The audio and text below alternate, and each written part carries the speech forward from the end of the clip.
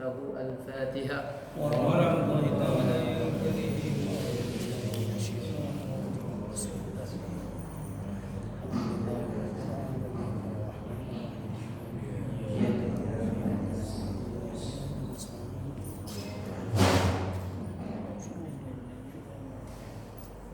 Berarti mau ngida dapat kita yang bukan Islam yang mau pikir di sembeka no. Manga habis kanan. Adapun ilmu. Ini berarti yang di sebelah kiri. Adapun ilmu pengetahuan. Jadi berarti. Oke. Rukun Islam. Adapun masih ingat mana babu dia kayak gitu ya harus ya. Kau dapat? Adapun ilmu pengetahuan lain-lain rukun Islam yaitu yang dikata ilmu fikih, maka wajib pula atas tiap-tiap mukallaf bahwa mengetahui akan ilmu segala yang wajib atasnya. Berarti wajib kita belajar ilmu fikih.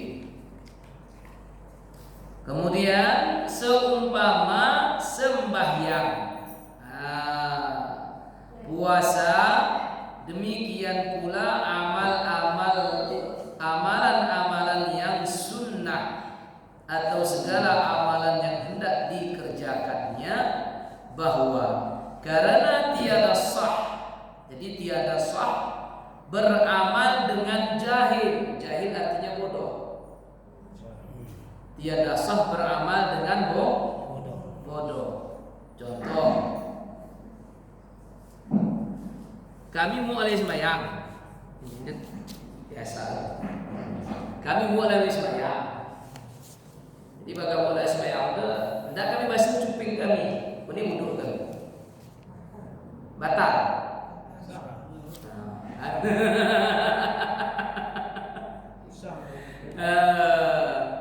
Ini yang perlu kita ketahui, membedakan mana dia yang rukun, mana yang sunnah. Membasuh telinga di dalam wudhu sunnah, tidak wajib. Tidak bebas susah. Itulah namanya beramal dengan jahil. Seperti contoh kaum ibu, batal wudhunya. Tempat mengambil air sembahyang terbuka. Begini ini kaum ibu. Kita praktek dengan kaum ibu. Kaum ibu kan begini dia kan, wudhunya batal. Kan begitu. Datang kaum ibu ini karena wudhunya batal, tidak tahu dia, dibukanya dia jilbabnya beda. Allahu Akbar.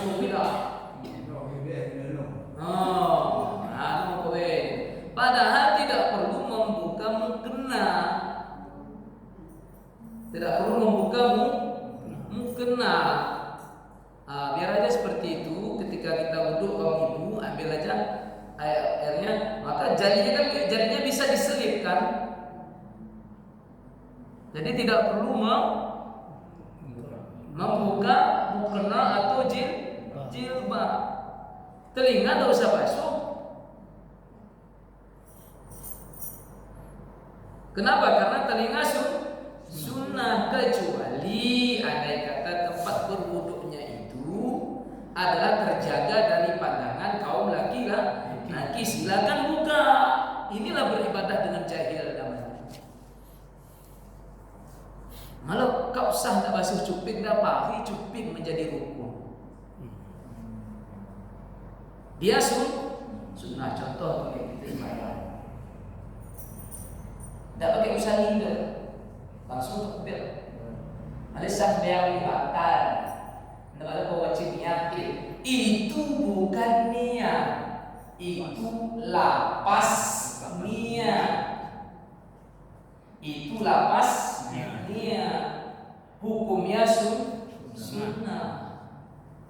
Di dalam kitab Safinatun Najah, ulama kita menjelaskan melapalkan niat sebelum kita masuk kepada sholat.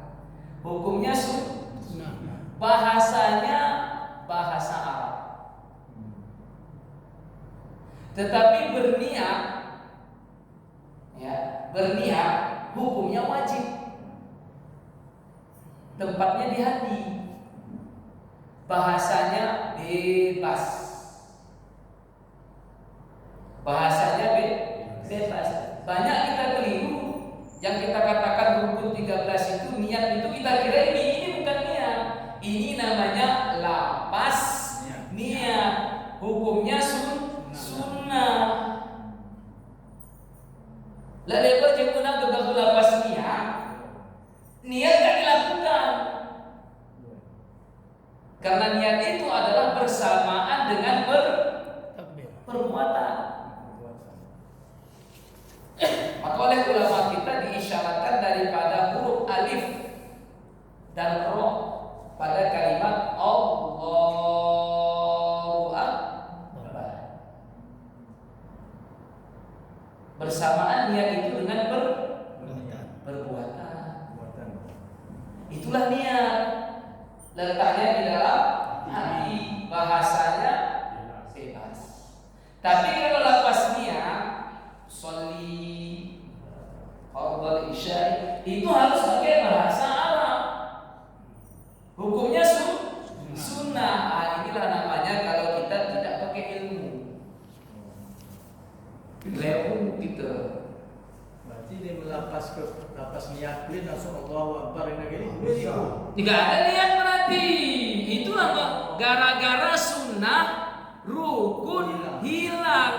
Sama seperti kadang-kadang gara-gara sunnah yang haram dilakukan. Yang mana itu membuka aurat. Dia langsung jemput takbir langsung niat berarti. Ini yang kita bahas. Jadi bukan contoh beli contoh beli ke sini. Enggak ke salin itu langsung Allahu Akbar langsung surah. Ini menahan kita jelaskan. Tapi dilakukan lapas lebih sunnah. Sunnah. Yang jadi masalah kita dulu contoh. Rukun 13 kan bagi 3. Bagi 3 rukun 13. Ada namanya rukun qalbi. Ada namanya rukun qauli. Ada namanya rukun fi'li. Termasuk di antara rukun fi'li kan rukuk. Rukuk kita Allahu Akbar, rukuk kita. Rukuknya aja rukuknya. Sedangkan doa di dalamnya adalah sunnah. Enggak masuk rukun. Enggak gaib. Lele kala gegahu sunnah de. Kalian subhanallah bihamdihi subhanallah ngejar. Mati dan anak kita melakukan. Lalu sekali pelin kita mengambil sunnahnya. Apa subhana rabbiyal azimi wa bihamdihi. Tapi pelan. Kita baca perlahan. Sempurna lafaz, sempurna makna. Sempurna lafaz, sempurna makna. Ketimbang kita ngejar target. Boleh tak kita begini? Sujud nahan. Sujud kita nahan. Kejar target. Subhanallah bil Allah bin subhanallah bil Allah bin subhanallah bil. Beri senama kita sembahyang seumum geluh tu. Selalu dikejar-kejar kapan mau khusyuk. Karena begitu bahasa Al-Quran. Karena kebiasaan dari dulu mengaji tanpa ada penjelasan. Karena telu kali ini seolah-olah harus. Makanya kan di situ yang menjadi rukun apa? Sujudnya, fi'li daripada sujud. Perbuatan daripada sujud. Ketika sudah ada sujudnya, Allahu Akbar, udah ada sujudnya.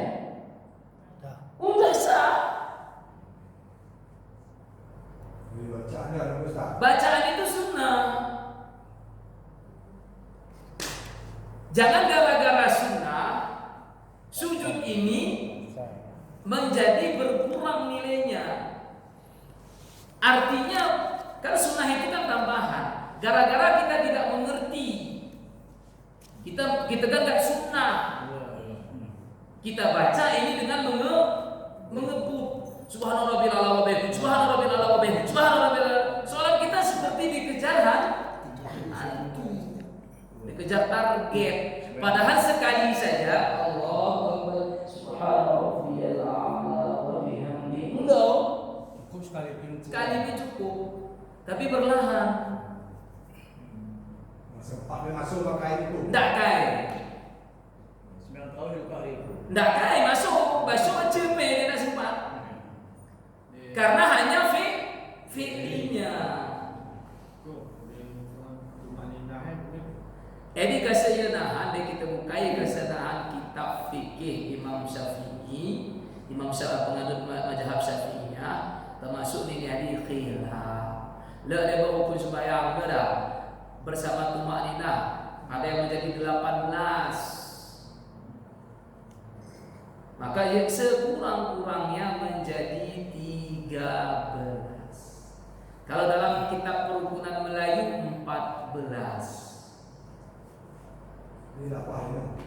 Beda-beda di dalam mazhab Syafi'iyah begini. Bahkan ada lagi yang menambahkan 20 dan memasukkan khusyuk menjadi rukun daripada sholat. Berat itu tadi.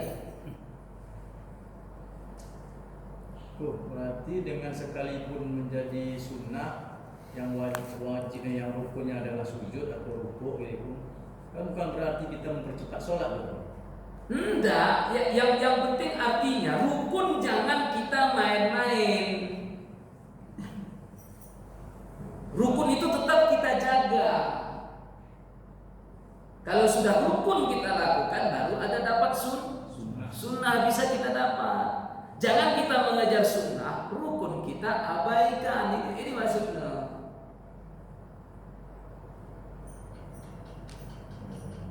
Jelas tuh. Jelas nih.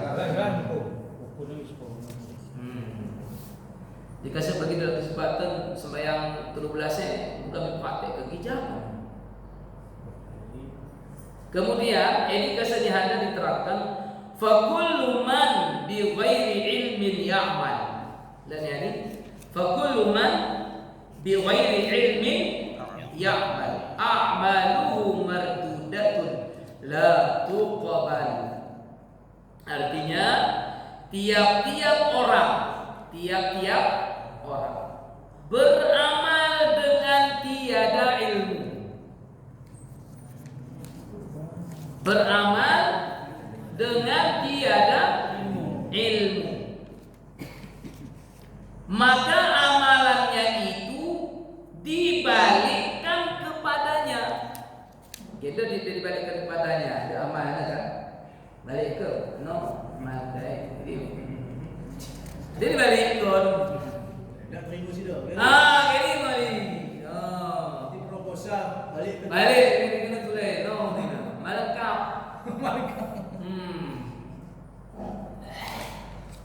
Dibalikkan kepadanya. Yakni tiada dia kabulkannya jua adanya. Dia kita terjemahkan mardudah itu tertolak lagi tidak diterima karena tidak ada ilmu.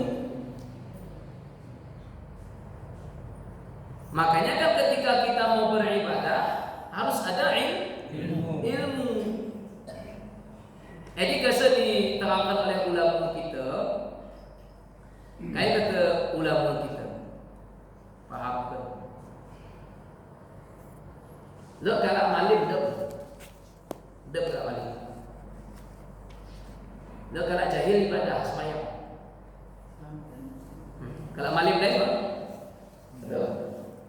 kalau malim deh, kalau jahil deh sembahyang. Itu di hadapan setan. Biar kalau malim yang timbang kadang sembahyang. Kalau jahil deh.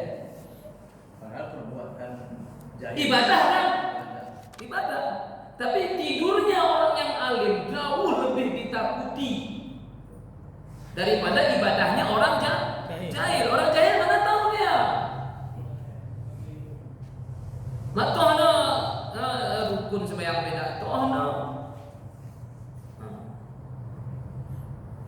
Kenapa? Karena dia tidak belajar. Inilah pentingnya kita belajar sehingga amalan yang kita amalkan itu ada ilmunya. Artinya ada tuntunannya. Jelas dari Nabi Muhammad sallallahu alaihi wasallam. Contoh bagi sembahyang tadi. Kalau orang yang jahil kan tak pandai dia berniat. Saling. Ini kan sunnah hukum.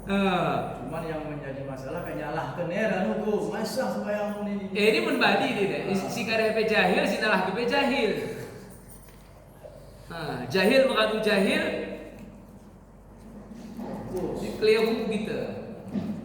Jadi kasih insyaallah pelan-pelan. Jadi siapa yang beramal tiada ada ilmu, amalannya itu tertolak lagi tidak diterima. Payah kita boleh lebih dulu gini. Lebih benar kan? Apa Apa belajar? Contoh ada supir, mbah motor, malah ada ilmu nambah motor. Paham kita cinta? Lelek muda. Mbah motor apa tu sama ilmu na? Muka ke gigi era. Aku tekan close na. Ini kita. Ini halaman berapa? 3. Halaman 3. Ini Allah. Kami pun dapat ada kaum ibu. Halaman 3 di sebelah kiri. Mau masuk ke situ. Atas. Sebelah kiri itu. Sebelah kiri itu. Sekarang adapun pul baris. Adapun ni belah apa ni Pak? Atas. Sekarang halaman 3. 3 paling atas. Sudah dapat? Halaman 3 paling atas. 3 adapun lah tadi. Adapun. Gua dapat, Bu? Gua dapat. Kita baca. Adapun dalil wajibnya segala ilmu. Adapun dalil wajibnya segala ilmu. Yang tersebut itu yaitu hadis Rasulullah sallallahu alaihi wasallam. Talabul ilmi fariidatun ala kulli muslimin. Artinya bermula menuntut ilmu wajib atas tiap-tiap muslim. Tiap-tiap muslim. Dan dalil bahwa ma'rifah artinya mengenal. Ma'rifah artinya Mengenal. dan dalil mengenal Allah Jalla wa Azza yang Maha Tinggi terdahulu wajibnya. Jadi ma'rifah itu terdahulu wajibnya. Dia dulu wajib daripada ibadah. Kalau kita dengar. Kan ini boleh kita bahas ini. Jadi yang wajib mantu kan yang pertama ma'rifah. Ini nomor 1, jangan dirubah. Setelah ma'rifah baru ibadah. Yang berikutnya nomor 2. Jangan dibalik. Ada orang ibadah, dia belum ma'rifah. Kemana ibadah ini dialamatkan? Alamat palsu.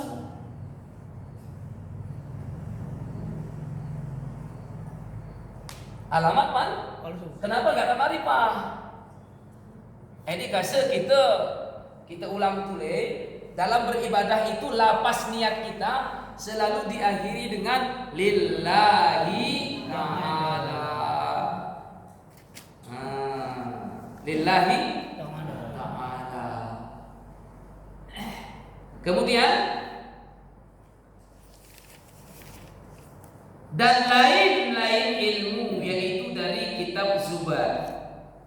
Dalam kitab Zubat diterangkan awwalu wajibin 'alal insani, awwalu wajibin 'alal insani ma'rifatu ila apa nih? Istiqomah. Ma'rifatuhu illa Allah bil istiqali bistiqali. Artinya permulaan wajib atas manusia yaitu ma'rifatullah. Apa arti ma'rifah? Mengenal dengan yakin. Itulah awal kewajiban bagi manusia mengenal Allah dengan yakin.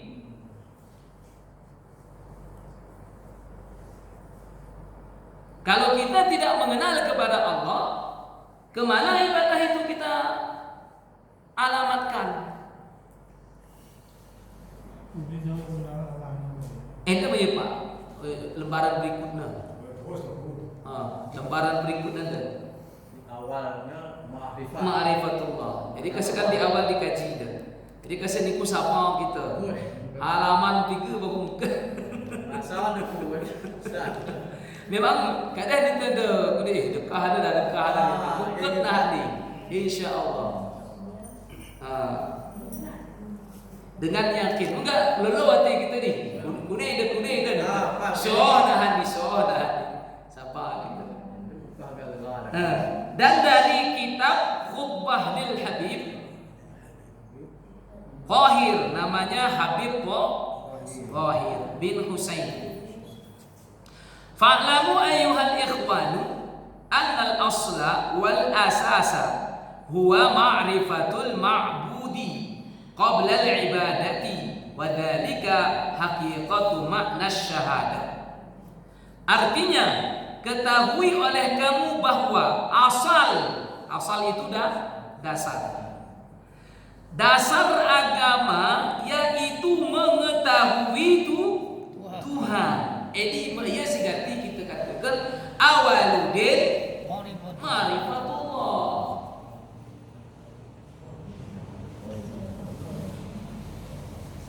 Bukan awaludin ibadah, bukan ma'rifatullah.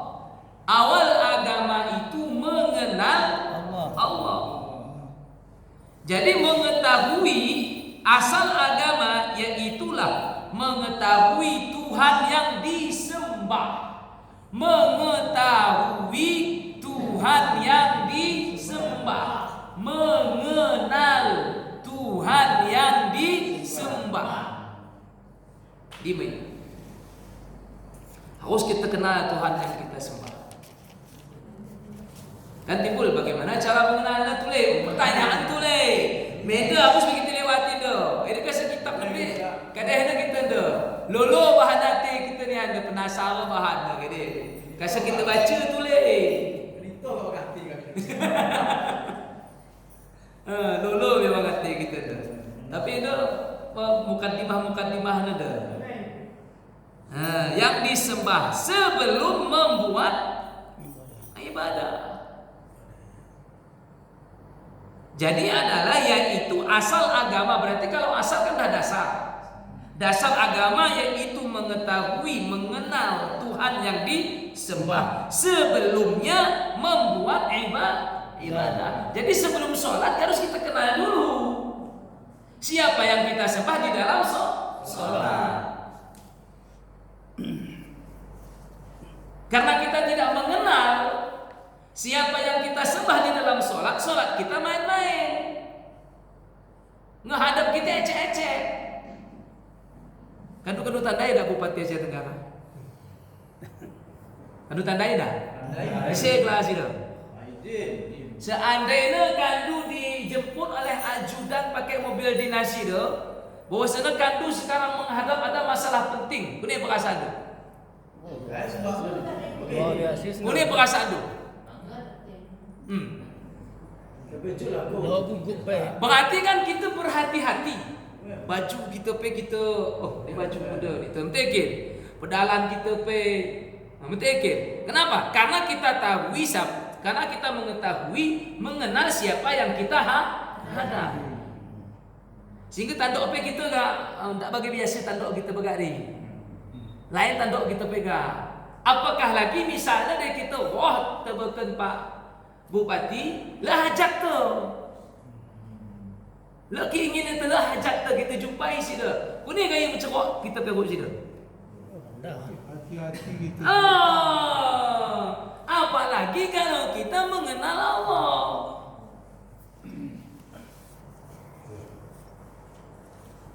Kau dapat dibayangkan tadi? Jadi ibadah kita, solat kita, puasa kita, haji kita, zakat kita, kita ketahui siapa yang mewajibkan. Ini kan menghadap orang yang pakai sebelah dia. Benar Muhammad. Ini benar. Istana deh. Jadi seberapa kenal kita kepada Allah, sejauh itulah ada rasa ketika kita melaksanakan ibadah.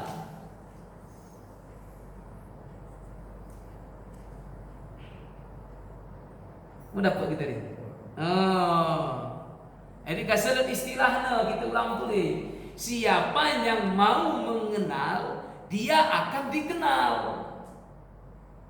Siapa yang mau mengenal, dia akan dikenal. Siapa yang tidak mau mengenal, tidak akan dikenal.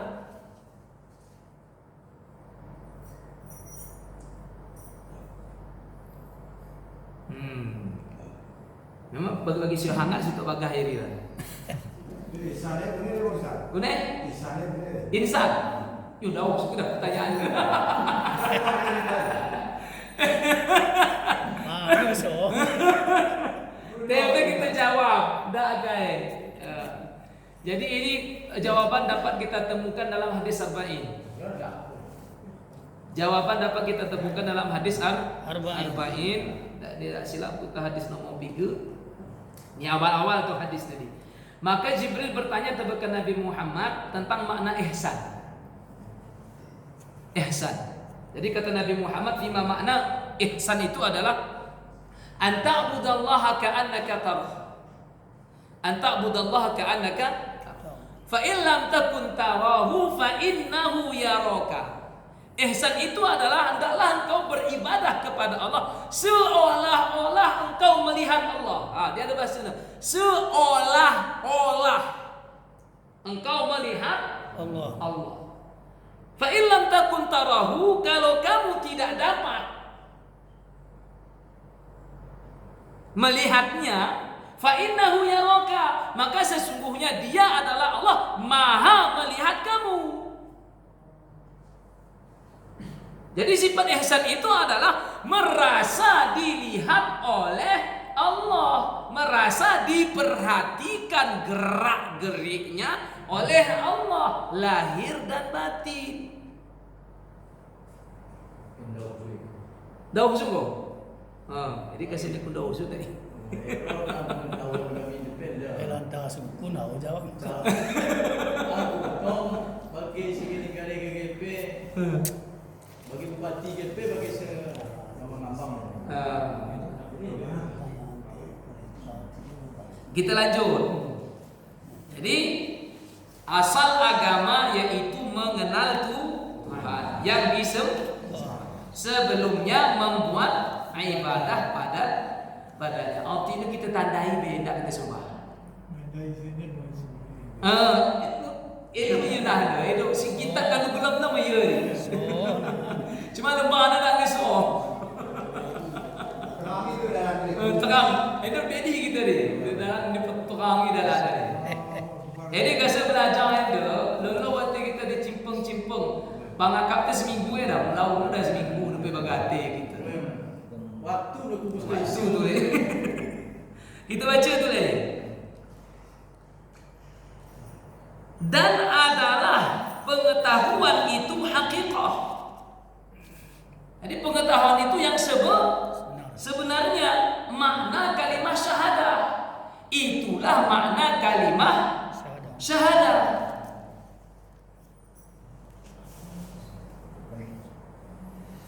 Jadi makna daripada kalimat syahadah adalah mengenal asal agama, yaitu mengetahui lagi mengenal akan Allah sebelum kita mempersembahkan ibadah kepadanya. Terlebih dahulu harus kita kenal dulu siapa yang kita sembah, supaya ibadah kita ada rasa. Jadi kalau kita sembahyang kan, kita kenal dengan Allah. Kalau kita sembahyang begini, ini mendengar tanda ini. Oh, jadi bagaimana cara mengenalinya nah? Jadi si ragu-ragu dua akan terjawab nah nanti. Dia gosok kita kasih nahan halaman halaman 3 di halaman 5 atau halaman 6 ya pada wujud ni ada jawaban tu akan kadeh nah. Cuman edinai supaya otak kita dah kadeh dan kayak tidak dapat harus kita pelajari beda. Kita lanjut tulis. Aku putus tindak, tidak diputus tindak. Dan jika telah diketahui kewajiban, dan jika sudah telah diketahui kewajiban ma'rifatullah, mengenal Allah Ta'ala atas tiap-tiap mukallaf, maka diketahui olehmu bahwa artinya ma'rifah yaitu i'tiqad yang jazim. I'tiqad keyakinan, jazim itu putus. Jadi keyakinan yang putus. Masuk keyakinan yang putus itu keyakinan yang tidak dapat lagi gue putus ini maksudnya. Aku ni handal. Dan keyakinanku itu gue putus. Sudah putus perkara. Jadi i'tiqad jazim, i'tiqad keyakinan yang putus. Keyakinan yang tetap. Tak naik kita beda-beda tak naik. Putus yakin kita di situ terus. Lagi muwafaqah. Muwafaqah itu sesuai pada hak itu yang benar. Dengan dalil, harus ada dalilnya. Bukan hanya kita meyakini, tapi disertai dengan dalil, yaitu keterangan. Arti jazmun yaitu i'tiqad yang putus, yang tiada ada syak. Syak itu ragu. Syaknya.